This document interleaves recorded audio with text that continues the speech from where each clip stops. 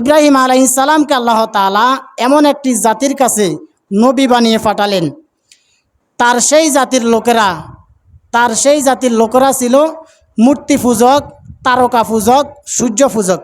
অর্থাৎ ইব্রাহিম আলাইহিস সালামের জাতি মূর্তি পূজা ইব্রাহিম আলাইহিস সালামের জাতিরা মূর্তি পূজা করত, তারকা পূজা করত, সূর্য পূজা করত। ইব্রাহিম আলাইহিস সালামের বাবা নিজেও ছিলেন একজন মূর্তির কারিগর। ইব্রাহিম আলাইহিস সালাম যখন ছোট ছিলেন তখন তিনি বললেন, হে আমার বাবা, তুমি কেন এমন জিনিসের ইবাদত করো যেই জিনিসকে তুমি নিজে বানিয়েছ।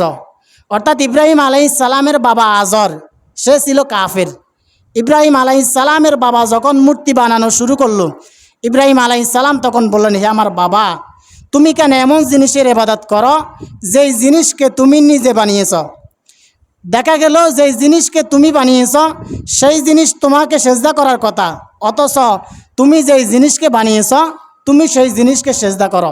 ইব্রাহিম আলাইহিস সালামের বাবা কোনো জবাব দিতে পারে নাই।